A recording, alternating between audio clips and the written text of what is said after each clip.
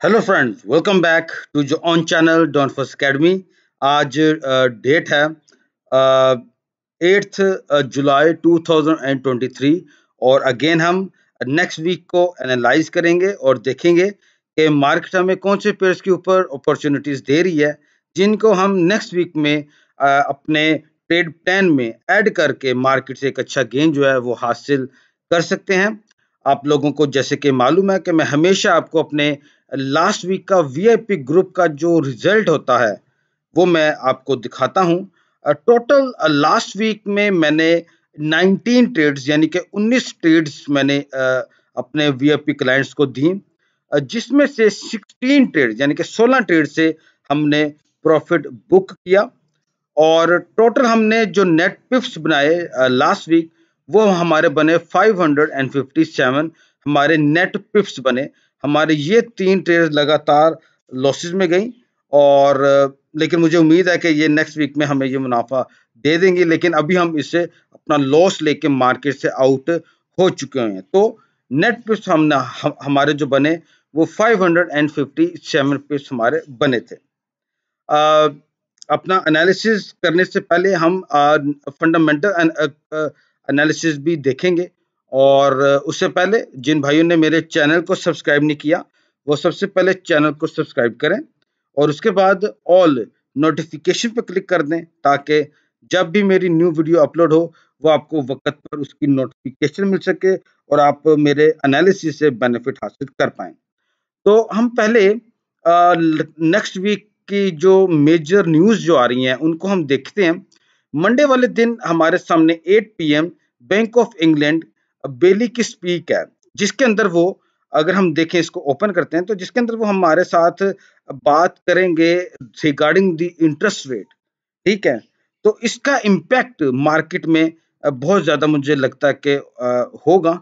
और जब ये न्यूज़ आएगी उसके मुताबिक हम देखेंगे हमें कौन से पेयर्स के ऊपर ट्रेड करनी चाहिए और कौन से पेयर्स के ऊपर ट्रेड नहीं करनी चाहिए। ठीक है, संडे वाले दिन भी यानी कि कल के दिन भी उनकी एक स्पीक है। ठीक है, और इसका अगर मौकफ देखें तो ये भी इंटरेस्ट रेट के ऊपर ही बात करने जा रहे हैं। ठीक है, और मंडे वाले दिन भी हमारे सामने यही न्यूज़ दोबारा से आएगी। तो एक तो मंडे को पाउंड के ऊपर हमें खास फोकस रखने की जरूरत होगी। और अगर हम फिर ट्यूसडे वाले दिन आए तो ट्यूसडे वाले दिन भी क्लेमेंट काउंट चेंज, मतलब कि ये भी अनएम्प्लॉयमेंट चेंज के मुताबिक सॉरी मुतलिक ये न्यूज़ होती है। ये मैं आपको खोल के आल्सो कॉल्ड जॉबलेस क्लेम्स और अनएम्प्लॉयमेंट चेंज। ठीक है, अगर ये लेस आती है तो ये एक अच्छी न्यूज़ होगी पाउंड के लिए। वेडनेसडे को आ जाएं तो सुबह सुबह 7 AM according to the Pakistan time official cash rate यानी कि इंटरेस्ट रेट जो है न्यूजीलैंड का वो आएगा। प्रीवियस 5.5 था और वो फॉरकास्ट भी 5.5 इसकी आ रही है। अगर तो ये ज्यादा आ जाता है तो मतलब न्यूजीलैंड बहुत ज्यादा स्ट्रांग हो जाएगा, और अगर ये डाउन में आ जाता है यानी कि लेस आता है तो न्यूजीलैंड बहुत ज्यादा वीक हो जाएगा। और अगर ये इक्वल आता है उस वक्त हम देखेंगे कि टेक्निकल एनालिसिस एनालिसिस जो है वो हमें क्या बता रहे हैं। फिर 8-10 AM पे ऑस्ट्रेलिया की जो है वो न्यूज़ है। रिजर्व बैंक वो भी इंटरेस्ट रेट के मुतालिक अपने कुछ बयानात देंगे, तो ये भी बहुत ज़्यादा इम्पोर्टेंस रखती है हमारे टेक्निकल एनालिसिस में। और उसको हम नेक्स्ट में फिर हम इसको देखेंगे। तो इसी तरीके से कनाडा भी अपना इंटरेस्ट रेट जो है वो भी अपना इंक्रीज करने जा रहा है। प्रीवियस था 4.75 और नेक्स्ट जो है जो फोरकास्ट की जा रही है वो 5.00 की जा रही है। लेकिन अगर ये 5.00 आ जाता मतलब प्रीवियस से हाई है, मतलब कैनेडियन डॉलर हमें स्ट्रॉन्ग देखने को मिल सकता है। ठीक है, फिर ग्रॉस डोमेस्टिक प्रोडक्शन की न्यूज़ है पाउंड की, यानी कि काफ़ी न्यूज़ नेक्स्ट वीक हमें जो है वो पाउंड की देखने को मिल रही है। Actual greater than forecast is good for currency. तो देखेंगे कि इसका इम्पैक्ट मार्केट में क्या आएगा। फिर कोर पीपीआई है, फिर अनएम्प्लॉयमेंट क्लेम्स आ रही है, बहुत हैवी न्यूज़ है। और इसी तरीके से नेक्स्ट वीक हमारा फुल ऑफ न्यूज़ से भरा हुआ है और उम्मीद है कि हम काफ़ी एक अच्छा गेन जो है अगेन मार्केट से बना पाएंगे। तो आइए हम अपने एनालिसिस की तरफ चलते हैं। फंडामेंटल मैंने आपको बताया है। तो सबसे पहले हम डॉलर करेंसी इंडेक्स को एनालाइज करेंगे। मैं इसमें आपको 3 एनालिसिस करके दिखाऊंगा। बहुत से भाई के क्वेश्चन थे कि सर आप एक एनालिसिस नहीं बता रहे, आप 2-3 एनालिसिस जो है वो बता रहे हैं। देखें भाई, मैं एक एनालिस्ट बंदा हूं। मैंने मार्केट को एक ही डायरेक्शन में नहीं देखना, मैंने उसके मल्टीपल डायरेक्शंस अपने सामने रखनी है, क्योंकि ये एक फाइनेंशियल मार्केट है और मार्केट की मूवमेंट कहीं पे भी किसी भी वक्त मार्केट अपनी मूवमेंट को चेंज कर सकती है। तो हमने एक ही प्लान में नहीं बैठना, यानी कि अगर मैं इसको सेल में देख रहा हूँ तो ये नहीं कि मैं अब उसको सेल में ही देखता रहूं, क्या पता मार्केट बाय में जाए। तो मुझे अपने तमाम एनालिसिस को इस तरीके से बनाने चाहिए कि अगर प्लान ए जो है वो अगर हमारा फेल होता है तो प्लान बी है, अगर प्लान बी भी फेल होता है तो प्लान सी है। तो आपने इस तरीके से मार्केट को लेकर चलना होता है। सबसे पहले हम प्लान ए को जो है वो डिफाइन करते हैं। मान लेते हैं कि मार्केट अपनी सपोर्ट पे तो आई हुई है। अब हम मानते हैं कि मार्केट यहाँ से बूस्ट करती है और मार्केट इस जोन में जाके, जो कि इसका सप्लाई जोन भी बनता है, यहाँ से अपनी रिजेक्शन करती है। तो देन क्या होगा? देन मार्केट मजीद आपको फॉलिंग की तरफ देखने को मिल सकती है टू दिस जोन, और यहाँ से मार्केट अगेन अपनी सपोर्ट लेगी, अपने इस जोन में जाएगी, जो कि इसका गेन जो है वो रेजिस्टेंस के तौर पे मार्केट के लिए काम करेगा। यहाँ से अगर मार्केट अपनी रिजेक्शन करती है, देन अगेन मार्केट फॉलिंग की तरफ मूव लेगी। अपने यहाँ पे मार्केट अपनी सपोर्ट ले सकती है एंड अगेन अप में, देन डाउन, यानी कि फिर मार्केट आपको जिग जैग में देखने को मिल सकती है। इसमें यह है कि पहले मार्केट अप में जाएगी एंड देन फॉल। ठीक है, ये एक हमारा प्लान ए है कि मार्केट अगर इसके मुताबिक मूव करती है तो हमने बाकी अपने जो डॉलर पेयर्स हैं उनको किस तरह से ट्रेड करना होगा। Now come to the plan B. Plan B को अगर हम देखें, मान लेते हैं कि मार्केट यहाँ पे हमने देखा था कि मार्केट पहले अप में गई थी। अब हम देखेंगे मार्केट अगर अप में नहीं जाती देन क्या है, मार्केट डाउन आती है। तो मुझे लगता है कि मार्केट इस तरीके से साइड वे में अपनी मूवमेंट नेक्स्ट वीक में रख सकती है। अगर मार्केट कंटिन्यू फॉलिंग में आती है तो यहाँ पे एक इसकी सपोर्ट है। अगर आप इसको देखेंगे, मैं आपको इसमें दिखा भी देता हूँ, भाई से भाई होंगे उनको कंफ्यूजन रहेगी। ये देखें, यहाँ पे एक इसकी सपोर्ट है। तो मार्केट आती है तो यहाँ से सपोर्ट लेगी, अगेन अप जाएगी, देन फॉल, सपोर्ट लेगी, देन अगेन अप जाएगी, देन फॉल। तो इस तरीके से मार्केट जो है वो अपनी मूवमेंट आपको दिखा सकती है। ये हमारा प्लान बी है। ठीक है, अब हम बात करते हैं प्लान सी की। तो मार्केट इस तरीके से भी आपको अपनी मूवमेंट जो है वो दिखा सकती है। तो मार्केट अपनी सपोर्ट लेगी, अपनी सप्लाई जोन तक मार्केट जा सकती है, फॉल करे, यहीं से दोबारा मार्केट अपनी सपोर्ट लैंड अगेन अब सर में मूव ले जाए। तो इस तरीके से भी मार्केट के में मूवमेंट देखने को मिल सकती है। अब हमारे सामने ये प्लान्स तैयार हैं, जिस के मुताबिक भी मार्केट बैठेगी हम उसके मुताबिक अपने जो ट्रेड प्लान है डॉलर पेयर्स के ऊपर हम बनाते चले जाएंगे। सिंपल। ठीक है, तो एक डायरेक्शन में आप नहीं बैठा, अपने माइंड को अपने जो है वो वसीया यानी कि रखना है। ठीक है, चलें आगे हम बात कर लेते हैं गोल्ड की। गोल्ड की अगर हम बात करें तो जबरदस्त गोल्ड की मूवमेंट लास्ट वीक में रही। हमने बहुत अच्छा गेन जो है इसके ऊपर बनाया और 100% हमारा सक्सेस रेट गोल्ड के ऊपर रहा लास्ट वीक में। अभी आप देखें, ये जो जोन है ये इसका एक रेजिस्टेंस जोन है और कहीं ना कहीं से ये आपका सप्लाई जोन भी है।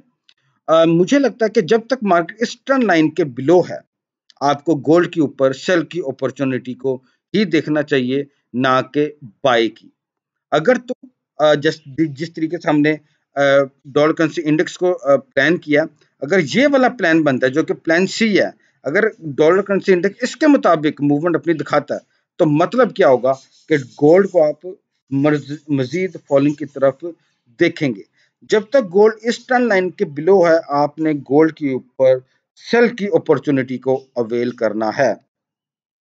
पहला टारगेट आपका 1902 है एंड देन 1863 है या 1867 भी आप इसको कह सकते हैं। और मान लेते हैं कि हमारा वो प्लान सी जो हमने बनाया हुआ है उसके मुताबिक डॉलर करेंसी इंडेक्स मूव नहीं करता और गोल्ड अपनी ट्रेंड लाइन के ऊपर मूव ले जाता है, तो इट्स वेरी सिंपल, जब तक गोल्ड अपनी स्ट्रेंथ लाइन के ऊपर रहेगा तो आपने इसके ऊपर बाय की अपॉर्चुनिटी को देखना है। सिंपल, इसमें कोई और रॉकेट साइंस नहीं है। ठीक है, इसलिए मैं आपको कहता हूँ जो भाई मेरे साथ काम करने के ख्वाहिशमंद है वो मेरे वीआईपी ग्रुप में ऐड हो, ताकि जिस तरीके से मार्केट अपनी डायरेक्शन को चेंज करती है मैं आपको उसके मुताबिक जो है वो ट्रेड अपने सिग्नल्स जो है वो दे पाऊँ। आगे हम बात कर लेते हैं पाउंड यूएसडी की। ज्यादातर एनालिसिस हमारे जो है वो सिंगल जापानीज कैंडलस्टिक्स के ऊपर ही हैं, तो आपने बड़े गौर से इनको देखना है और समझने की कोशिश करना है। ये देखें, हमने देखा कि फ्राइडे वाले दिन मार्केट काफी जो है वो पंप हुई और ये एक बेरिश कैंडल जो है ये इसके ऊपर फॉर्म्ड हुई। मैंने यहाँ पे आपको मेंशन किया है buy if very next H4 candle closed above 1.2852, यानी कि अगली जो कैंडल बनेगी, यानी कि अब जो मंडे को मार्केट जब ओपन होगी अगली जो कैंडल बनेगी अगर उसकी क्लोजिंग 1.2852 के ऊपर हो जाती है तो आप पाउंड यूएसडी के ऊपर बाय की अपॉर्चुनिटी को अवेल करें। मेरे ख्याल में ट्रेड एट ऑन इसका आपका प्रॉफिट है आपका लॉस है, मैं जस्ट आपको अपना एजुकेशनल बेस के ऊपर अपना एनालिसिस दे रहा हूँ।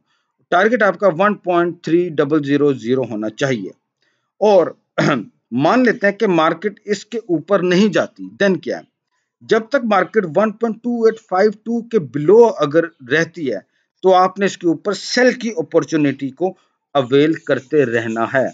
टारगेट आपका 1.2600 फिर होगा सेल में, और अगर मार्केट 1.2852 के ऊपर रहती है तो आपने इसके ऊपर बाय की अपॉर्चुनिटी को अवेल करते रहना है for this target.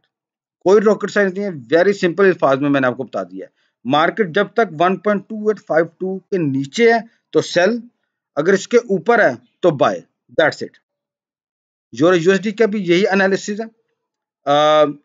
Small H4 candle formed हुई है सेल की, अगर अगली कैंडल बाय की बनती है और अपनी क्लोजिंग 1.0975 के ऊपर दे देती है तो आप यूरो यूएसडी के ऊपर बाय की अपॉर्चुनिटी को अवेल करें फॉर द टारगेट 1.1055 के लिए। और अगर मार्केट इसके नीचे रहती है तो मेरे ख्याल में आपके सिर्फ और सिर्फ सेल की अपॉर्चुनिटी इसके ऊपर अवेल करनी चाहिए। ठीक है, और टारगेट अगर हम इसको सेल में देखते रहें तो आप इसका टारगेट ये भी रख सकते हैं जो कि 1.0800 बनता है। ठीक है, सिंपल, आपको कुछ भी इसमें समझने की जरूरत नहीं है, मैंने आपके सामने बना के रख दिया चार्ट। जब तक मार्केट इस प्राइस के बिलो है 1.0975 के बिलो है तो आप सेल देखें, अगर इसके ऊपर मार्केट आ जाती है तो भाई बाय देखें। टारगेट मैंने आपके सामने मेंशन कर दिए हैं। आगे हम बात करते हैं, और ये टारगेट बहुत स्मॉल है, कुछ देख ये कहेंगे तो भाई वेरी सिंपल, मैंने आपको बता दिया जब तक इस प्राइस के ऊपर है मार्केट तो आपने हमेशा इसको बाय का देखना है। क्या पता आपका ये टारगेट पहली बार में हिट हो, जब मार्केट अगेन डाउन है और इसी जोन से दोबारा मार्केट अपनी रिजेक्शन करे तो आप दोबारा से इसके ऊपर बाय की ले लें ट्रेड, सिंपल। आगे हम बात कर लेते हैं ऑस्ट्रेलियन डॉलर यूएसडी की। सेम वही एनालिसिस है जो अभी मैंने आपको पाउंड पे और यूरो पे बता दिए हैं। Buy if very next H4 candle closed above 0.6702, यानी कि इसके ऊपर मार्केट अगली कैंडल ही इसके ऊपर अपनी क्लोजिंग देती है तो आप इसके ऊपर बाय की अपॉर्चुनिटी को अवेल कर सकते हैं फॉर द टारगेट 0.6797 के लिए। मैं यहाँ पे लिख भी देता हूँ ताकि भाइयों के लिए आसानी रहे। टारगेट प्राइस हमारी क्या है 0.67 या आप 68 ही कर ले यार। ठीक है, ये आपका जो है वो टारगेट होना चाहिए। ठीक है, और जब तक मार्केट इसके नीचे रहती है 0.6702 के तो आप इसके ऊपर सेल की अपॉर्चुनिटी को ही देखें, और सपोर्ट इसकी है 0.6510 के, तो आप इसके ऊपर फिर सेल की अपॉर्चुनिटी को देख सकते हैं। आगे बात कर लेते हैं हम USD Japanese yen sell if very next H4 candle closed below 142.05, अगर अगली कैंडल H4 की इस प्राइस के नीचे बंद होती है तो आप इसके ऊपर सेल की अपॉर्चुनिटी को देखें फॉर द टारगेट 140.25। ठीक है, और अगर मार्केट इस प्राइस से ऊपर रहती है तो बेटर ये रहेगा कि आप इसके ऊपर बाय की अपॉर्चुनिटी को देखें। और मान लेते हैं कि मार्केट डाउन में आती है और यहाँ पे अपनी रिजेक्शन करती है तो आप इसके ऊपर बाय की ट्रेड को देखें फॉर द टारगेट 142.05। मेरे ख्याल में जितना मैं आसान आपको बता रहा हूँ, इससे मज़ीद आसान मेरे पास अल्फ़ाज़ तो नहीं है। तो बहुत ही आसानी है, इसमें कोई घबराने की बात नहीं है। जापान के हालात अभी भी मुझे कुछ बहुत ज़्यादा अच्छे नहीं लग रहे, मुझे अभी भी वो वीक ही लग रहा है। तो अगर ये जितना भी डाउन आता है, तो बेटर ये रहेगा कि आप फिर इसके ऊपर हर सपोर्ट पे बाय की अपॉर्चुनिटी को अवेल करें। आगे बात कर लेते हैं यूएसडी सीएचएफ। सेम मेरा वही एनालिसिस है जो मैंने अभी आपको pound, euro, USD, Japanese yen और इन पे बताए हैं कि sell if very next H4 candle close below 0.8875, इसके नीचे अपनी क्लोजिंग मार्केट देती है अगली ही H4 की कैंडल, तो आप इसके ऊपर सेल की अपॉर्चुनिटी को अवेल कर सकते हैं। मार्केट अपनी ट्रेंड लाइन को स्ट्रांगली ब्रेकआउट कर चुकी हुई है, चांसेस हैं कि ये फर्दर आपको डाउन साइड में देखने को मिल सकते हैं और चांसेस इस तरीके से बन सकते हैं कि मार्केट आपको अगेन ऐसे मिले और फिर ये फॉलिंग करे, अपनी यहाँ पे सपोर्ट ले, अप में जाए एंड देन अगेन इस तरीके से मार्केट फॉल कर जाए। ये भी सिनेरियोस के ऊपर जो है वो बन सकता है। नेक्स्ट पेयर आपका है यूएसडी कैड। मुझे समझाने की ज़रूरत नहीं है, मैंने आपको पहले ही इसके मुतालिक जो है वो बता दिया हुआ है कि sell if very next H4 candle close below 1.3265, तो आप इसके ऊपर सेल की अपॉर्चुनिटी को अवेल कर सकते हैं। टारगेट प्राइसेस मैंने आपको दो बताई हैं, 1.3200 एंड 1.3140। और अगर आप यहाँ से देखें कि ये एक इसकी रेजिस्टेंस थी मार्केट की, मार्केट ने इसको स्ट्रांगली जो है वो ब्रेकआउट किया, यानी कि ब्रेकआउट दिया, बाद में मार्केट ने इसको फेक ब्रेकआउट कर दिया, यानी कि मार्केट ने अपना अप ट्रेंड को छोड़ के दोबारा डाउन ट्रेंड जो है वो बना लिया। चांसेस हैं इसकी मार्केट फर्दर हमें डाउन साइड में देखने को मिल सकती है नेक्स्ट वीक में। अगला पेयर आपका है न्यूजीलैंड जापानीज येन। ये अच्छा, ये मैंने आपके सामने कुछ सपोर्ट जोन जो हैं वो बनाए हैं और हमारे सामने नेक्स्ट वीक न्यूजीलैंड का इंटरेस्ट रेट भी आ रहा है, तो बहुत ध्यान से इसके ऊपर काम करने की ज़रूरत रहेगी। इंटरेस्ट रेट अगर उनका बढ़ता है तो हमारे लिए ये अच्छा एक चांस होगा कि हम इस पेयर के ऊपर अपनी बाय की अपॉर्चुनिटी को अवेल करें। ये एक सपोर्ट जोन है, मार्केट अगर इस जोन में आती है और अपनी रिजेक्शन करती है तो ही आप इसके ऊपर बाय की ट्रेड को एक्टिव करें और उसके बाद मार्केट को जाने दें। आपने फिर ट्रेड को क्लोज नहीं करना कि मुझे 100 पिप मिल रहे हैं, मुझे 300 पिप आ रहे हैं, मैं अब क्लोज कर दूं। आपने इसको नेक्स्ट होल वीक पर होल्ड रखना है, एक अच्छा गेन आप इससे जरूर हासिल कर पाएंगे।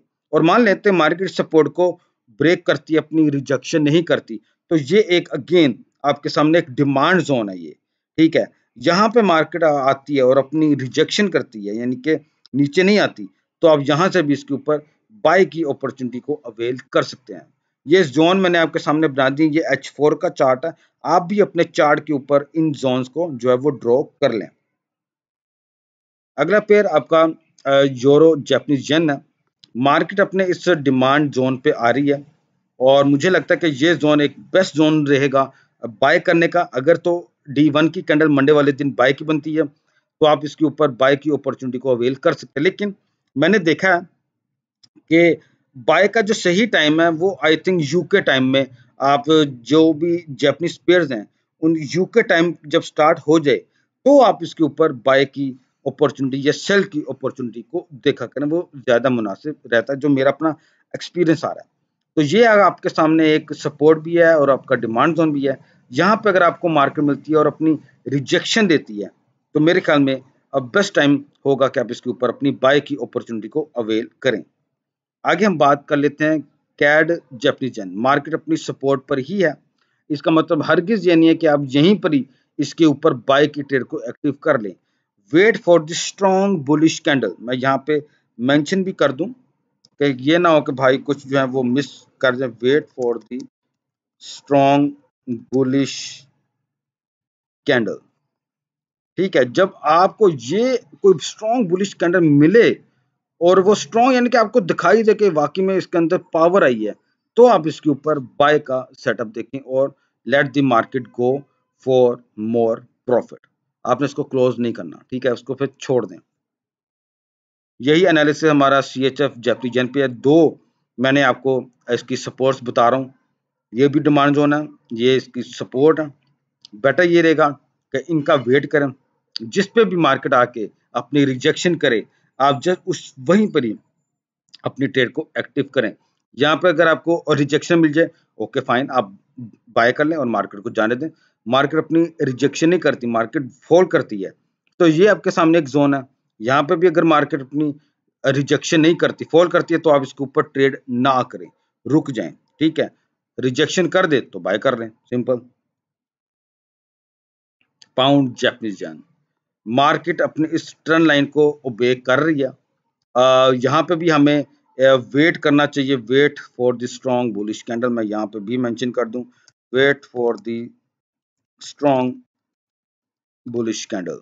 ठीक है, यहाँ पे भी आपको यही चीज है कि आपको वेट करना पड़ेगा, और यहाँ पे भी यही चीज है कि आपको वेट करना पड़ेगा। अगर मार्केट को भी ब्रेक करके इस जोन में आती है, तो आपको स्ट्रॉन्ग बुलिश कैंडल का वेट करना है, तो फिर ही आप इसके ऊपर जो है वो बाय का सेटअप अपना देखें। अदरवाइज मार्केट को फॉल करती है तो बाय मत करें, ना ही मैं आपको रिकमेंड करूंगा कि आप सेल करें। हाँ, वीआईपी ग्रुप में मार्केट को देखते हुए मैं सेल के सिग्नल या बाय का दूं, वो एक अलग मैटर है, लेकिन यहाँ पे मैं आपको वीकली फोरकास्ट यानी कि दे रहा हूँ। ठीक है, अगला pair Australian dollar Japanese yen. Market ने जो है वो अपनी सपोर्ट को ब्रेक कर दिया हुआ है, मार्केट फॉलिंग की, फिर मार्केट अप में गई। हो सकता है कि ये जो है ये फेक ब्रेकआउट हो, यानी कि मार्केट ने फेक अपनी सपोर्ट को ब्रेक किया और बाद में मार्केट अगेन अप में चली। अगर तो मार्केट अप में ऐसे मूव ले जाती है, तो आप इसके ऊपर बाय की ट्रेड को एक्टिव कर सकते हैं। और मैं अगेन कह रहा हूँ कि मैं टेक प्रॉफिट ओपनली छोड़ दूंगा, और इसको फिर जाने दो, लेकिन मैं अपने वीआईपी ग्रुप में बाकायदगी से स्टॉप लॉस और टेक प्रॉफिट जो है वो मेंशन करता हूँ। ठीक है, लेकिन अगर मैंने करना हो तो फिर मैं इसको ओपनली छोड़ दूंगा। अगला पेयर आपका है न्यूजीलैंड कैड। न्यूजीलैंड कैड के ऊपर हमारा जो टेक प्रॉफिट था लास्ट वीक का, वो हिट हो चुका हुआ है, या इसका तो हो गया था, या मार्केट यहाँ तक पहुंच गई थी। बिल्कुल बिल्कुल बिल्कुल एग्जैक्टली, ठीक है। इसका तो हमारा इसके ऊपर हमारी अब कोई भी ट्रेड एक्टिव नहीं है। ओके फाइन, हाँ, ये था हमारा ऑस्ट्रेलियन डॉलर कैड। इसके ऊपर हमने D1 का एनालिसिस था। ओके, अच्छा, ये बताने का मकसद ये है कि जिनकी लास्ट वीक में मैंने आपको बाय बताई थी, और हमारे एनालिसिस बहुत ही अच्छे गए, जिनकी बाय की ट्रेड एक्टिव है, मेरे ख्याल में वो अपनी ट्रेड को होल्ड कर सकते हैं फॉर द टारगेट 0.9085 के लिए। ऑस्ट्रेलियन डॉलर CHF की बात करें तो ये जोन मैंने आपको लास्ट वीक में भी बताया था कि यहाँ पे अगर आए तो आप बाय की अपॉर्चुनिटी को अवेल कर दें फॉर द टारगेट 0.6085 के लिए। ठीक है, लेकिन मार्केट अभी तक वहां पे नहीं आई। अगर आए और अपनी रिजेक्शन दे तो आप इसके ऊपर अपनी जो है वो बाय की ट्रेड को एक्टिव करें। अगला पेयर आपका है यूरो ऑस्ट्रेलियन डॉलर। मुझे ये जो है वो सेल में लग रहा है। लास्ट वीक भी मैंने आपको इसके ऊपर सेल की ही अपॉर्चुनिटी बताई थी और मार्केट फॉल भी हुई, लेकिन लास्ट 2 डेज में या लास्ट 3 डेज में जो है मार्केट वो अप गई, और यहाँ पे आके अपनी अगेन मार्केट जो है वो रिजेक्शन कर रही है। तो अगर मंडे की कैंडल सेल की बनती है यूरो ऑस्ट्रेलियन डॉलर पे, तो आप इसके ऊपर सेल की अपॉर्चुनिटी को अवेल कर सकते हैं फॉर द टारगेट 1.6060 के लिए। ठीक है, ओके, आगे बात कर लेते हैं ब्रिटिश ऑस्ट्रेलियन डॉलर। मार्केट अपनी हाई बनाया, हायर हाई, अगेन मार्केट ने हाई हायर हाई बनाया, और अगेन मार्केट ने अपना हायर हाई बनाया। चांसेस बन सकते हैं कि इसकी मार्केट फॉलिंग की तरफ मूव ले फॉर द टारगेट 1.8710 के लिए। मैं इसको नेक्स्ट वीक शायद ही ट्रेड करूं, लेकिन अगर कोई स्मॉल टाइम फ्रेम पे इसका कोई चार्ट बना, कोई एनालिसिस बना, तो मैं अपने वीआईपी ग्रुप में उसका सिग्नल जो है वो जरूर दे दूंगा। और न्यूजीलैंड यूएस CHF का भी हमारा टारगेट हिट हो गया। ओके, ये सारे मैंने तकरीबन आपको 18 to 19 एनालिसिस जो हैं वो नेक्स्ट वीक के लिए बताए हैं। उम्मीद है कि आप इन सब पेयर्स के ऊपर अपना ओन एनालिसिस भी लाजमी करेंगे। जिस पेयर के ऊपर आपका एनालिसिस मेरे एनालिसिस के साथ मैच करता होगा, आपने जस्ट उसी पर्टिकुलर पेयर के ऊपर अपनी ट्रेड को एक्टिव करना है। और बट अगेन मैं बता रहा हूँ, ट्रेड एट जो ऑन रिस्क है, आपका प्रॉफिट है, आपका लॉस है। आपकी स्क्रीन पे मेरा व्हाट्सएप का नंबर जो है वो आ रहा है, और फ्री वीआईपी सिग्नल्स का जो मेरा ग्रुप है उसका भी मैंने नेम मेंशन कर रखा है। बहुत से फेक जो है वो ग्रुप्स मेरे नाम के बने हुए हैं डॉन फॉरेस्ट एकेडमी के, आपने उनको फॉलो नहीं करना। यूट्यूब पे जो आपको लिंक वीडियो की डिस्क्रिप्शन में मिल जाएंगे, मेरे फ्री ट्रायल के भी, मेरे साथ बात करने के लिए भी टेलीग्राम के, और मेरा नंबर जो है वो तो आपके सामने ऑलरेडी आ ही रहा है। सिर्फ इन्हीं के ऊपर ही आपने राब्ता करना है, ठीक है। और उसके बाद आप मेरे से राब्ता कर लें, टर्म्स एंड कंडीशन जो है वो अप्लाई होंगी, मैं आपको अपने वीआईपी ग्रुप में ऐड कर लूंगा। मेरा VIP group totally free of cost है, मैं एक सिंगल पेनी भी उसके चार्ज नहीं करता, ठीक है। तो उम्मीद है कि नेक्स्ट वीक हम सब के लिए बहुत ही अच्छा रहेगा और हम मार्केट से एक हैंडसम प्रॉफिट जो है वो अगेन हासिल करेंगे। वीआईपी ग्रुप का रिजल्ट मैंने आपको ऑलरेडी जो है वो दिखा दिया, और उम्मीद है कि नेक्स्ट वीक भी हमारा यही रिजल्ट आपको इसी तरीके से देखने को मिलेगा। तो अगेन जिन्होंने अभी तक चैनल को सब्सक्राइब नहीं किया वो सब्सक्राइब कर लें, फिर ऑल नोटिफिकेशन पे भी क्लिक कर दें ताकि जब भी मैं लाइव आऊं या मेरी न्यू वीडियो अपलोड हो वो आपको वक्त पर मिल सके। Thank you so much for watching my analysis on weekly forex forecast. God bless you all. Allah Hafiz.